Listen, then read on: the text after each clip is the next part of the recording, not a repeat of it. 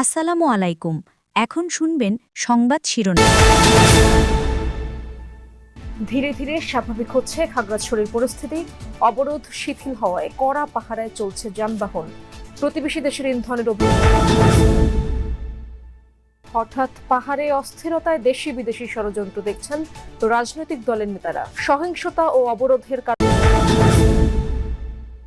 বাংলাদেশে সুষ্ঠু নির্বাচন আয়োজনে পাশে থাকবে যুক্তরাজ্য, জানালেন ব্রিটিশ হাই কমিশনার। ইসিতে বৈঠক করেছেন 7 সদস্যের। মহাসপ্তমীর সন্ধ্যায় মণ্ডপে মণ্ডপে আরতি, বিশিষ্টজন আর কূটনীতিকদের পূজা পরিদর্শন, সম্প্রীতি ধরে রাখার আহ্বান। আসসালামু আলাইকুম।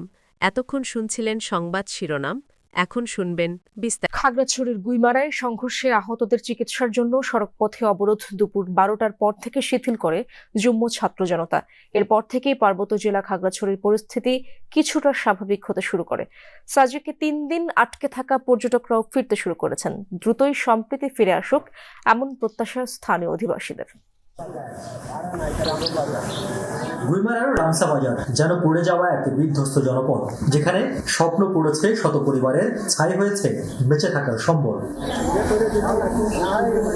রোববারের 140 ধারা ভেঙে বিক্ষোভ সমাবেশ ও সংঘর্ষের ঘটনায় 3 জন নিহত, সেনা কর্মকর্তা সহ বেশ কয়েকজন আহত হওয়ার পর থেকেই গুইমারার পরিস্থিতি থমথমে। দুর্বৃত্তের দেয়া আগুনে শতাধিক দোকান, বসতঘর পড়েছে, যেখানে সেই ধ্বংসস্তূপে দাঁড়িয়ে সম্প্রীতির বার্তা দিলেন পাহাড়ি বাঙালি, ইঙ্গিত দিলেন তৃতীয় পক্ষের ইন্ধনের। এলাকা মানুষেরা যাতে শান্তিতে বসবাস করতে পারে, মোটামুটি আমিও বিশেষ করে সেনাবাহিনীদেরকে বলবো, আপনাদেরকে অনুরোধ করতেছি, আপনারা একটু এলাকায় জনগণকে বুঝান। আমি নিজেই উদ্যোগে, আমি আমার বাড়ির সামনে এই বাঙালি দোকান 3টা আছে, বাঙালি বাড়ি আছে, আমি নিজের নিরাপত্তা দিয়ে ওদেরকে আমি রেহাই করছি। দেখেন আপনার অক্ষত অবস্থায় কোনো কিছু হয় নাই, কিন্তু ওখান থেকে যারা আসছে বাঙালি, আপনারা একটু পারলেন না আমাদের ইয়াগুলো একটু চেষ্টা করার। একটা অন্যায় করে তার বিচার হবে, এরকম যে মাইর দৌড়, তারপরে আগুন লাগাই দেওয়া, যারে যে এখনো পায় এখনো কোবান।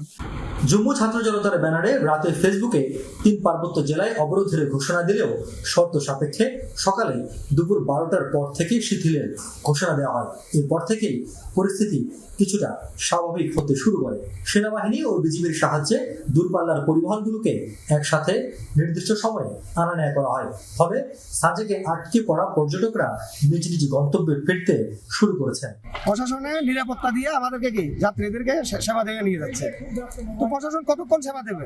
সেনাবাহিনীরা আমাদের প্রচন্ড ভাবে সহযোগিতা করেছে, যার কারণে এখন তাদের ভরসায় আমরা এখন রওনা দিয়েছি ঢাকার উদ্দেশ্যে। আর্মি আমাদের হেল্প করছে এখান থেকে বের হতে, আর এখন আর কিছুক্ষণ পরে আমরা বাসায় যাব। সব অবরোধের কারণে বন্ধ হয়ে গেছে এবং তারপরে দিনে কার্ফিউ চালু ছিল, আমরা সাজেকে যেতে পারিনি। পরিস্থিতি পুরোপুরি শান্ত না হওয়া পর্যন্ত 144 ধারা বলবৎ থাকবে বলে জানিয়েছে জেলা প্রশাসন। পরিস্থিতি শান্ত হলে আমরা এটা দেখে নিব, আমরা বিচার বিবেচনা করে সিদ্ধান্ত নিব। এখন পর্যন্ত আমরা নিয়ন্ত্রণে আছি।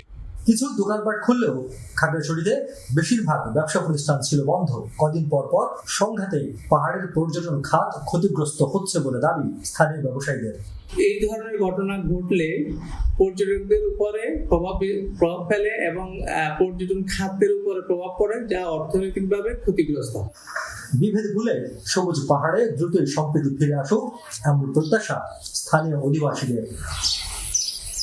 এখন পর্যন্ত পাহাড় মোটামুটি শান্ত রয়েছে, অর্থাৎ খাগড়াছড়ির যে পরিস্থিতি, গুইমারা যে গতকালকে যেখানে বড় ধরনের ঘটনা ঘটেছিল সেটি অনেকটা শান্তই রয়েছে।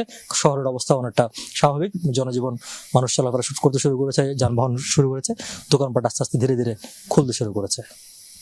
রিয়াজ রায়হান, যমুনা নিউজ, গুইমারা, খাগড়াছড়ি। হঠাৎ পাহাড় অশান্তির ঘটনা বিচ্ছিন্ন কোনো বিষয় নয় বলে মনে করে বিএনপি, বরং এই ঘটনার পেছনে কোনো পক্ষের মাস্টার প্ল্যান থাকার আশঙ্কা করছে দলটি। বিএনপি নেতারা বলেন, পাহাড়ে আবারও পুরাতন খেলা শুরু হয়েছে। দেশের ভাবমূর্তি নষ্ট করার জন্য দেশে বিদেশে নানা ষড়যন্ত্র চলছে।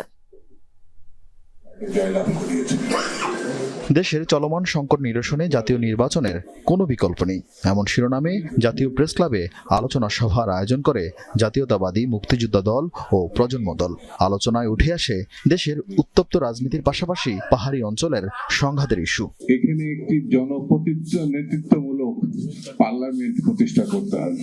পাহাড়ে বাঙালি স্থানান্তরের জিয়াউর রহমানের ঐতিহাসিক পদক্ষেপের প্রশংসা করেন বিএনপি নেতা হাফিজউদ্দিন আহমদ। বলেন, দূরদর্শী সেই সিদ্ধান্ত না নিলে যে কোনো সময় পাহাড় অন্য দেশের অংশ হয়ে যেত। হিল ট্র্যাক্সে আবার শুরু হয়েছে পুরানো খেলা। এই চট্টগ্রাম হিল ট্র্যাক্স ইতিমধ্যে সেখানে ভারতীয় পতাকা উঠত বহু বছর আগে থেকেই। কেবলমাত্র শহীদ রাষ্ট্রপতি জিয়াউর রহমান তিনি সেখানে বাঙালিদেরকে পাহাড়ি এলাকায় পুনর্বাসিত হওয়ার কামলে জনসংখ্যার মধ্যে একটা ব্যালেন্স এসেছে, যার জন্য এখন আর তারা ভারতের পক্ষে স্বাধীনতা ঘোষণা করতে পারছে না। এই জন্য শহীদ জিয়াউর রহমান ইতিহাসে অমর হয়ে থাকবেন। তিনি বাংলাদেশের অখণ্ডতাকে রক্ষা করেছেন।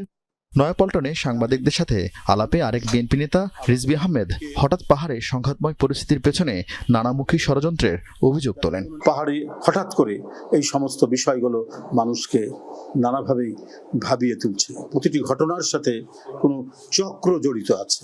দেশ বিরোধী যে সমস্ত কর্মকাণ্ড বা যে ধরনের কোনো মাস্টার প্ল্যান থেকে থাকে, অশুভ পরিকল্পনা থেকে থাকে, আমাদের প্রত্যেককে সেটা ব্যর্থ করতে হবে।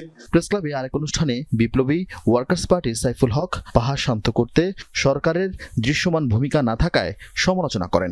একটা সামাজিক নৈরাজ্য এখন দ্রুত ছড়িয়ে পড়ছে এবং এই সামাজিক নৈরাজ্য অচিরেই যদি এটাকে বন্ধ করা না যায়, একটা রাজনৈতিক নৈরাজ্যে এটা কিন্তু পর্যবসিত হবার ঝুঁকিটা কিন্তু বাড়ছে। আমার খাগড়াছড়ি এখন জ্বলছে। পার্বত্য অঞ্চলকে নিয়ে আমার দেশের ভেতরে আন্তর্জাতিকভাবে অনেক প্লেয়াররা তারা কিন্তু সক্রিয় আছেন। এছাড়াও নেতারা নির্বাচনের আগে দেশে অরাজকতা তৈরির জন্য দুই একটি রাজনৈতিক দলের সমালোচনা করেন। বলেন, বিদেশ থেকে আগত বুদ্ধিজীবীদের পরামর্শে পিআরের নামে উদ্ভট চিন্তা সামনে এনেছে তারা। আমরা কখনোই এটিকে সহ্য করব না। আরেফিন শাকিল, যমুনা নিউজ, ঢাকা। খাগড়াছড়িতে সাম্প্রদায়িক সহিংসতার ঘটনায় এক অনিশ্চয়তার মধ্যে পড়েছে পর্যটন খাত। ঢাকা খাগড়াছড়ি রুটে বাস চলাচল বন্ধ থাকায় বিপাকে পরিবহন কোম্পানিগুলো। পর্যটন এলাকা ও পূজার ছুটি থাকায় যাত্রীদের চাপ থাকলেও বাতিল করতে হচ্ছে বাসের যাত্রা, ফেরত দিতে হচ্ছে যাত্রীদের টাকা, বুকিং বাতিল হয়েছে হোটেলের।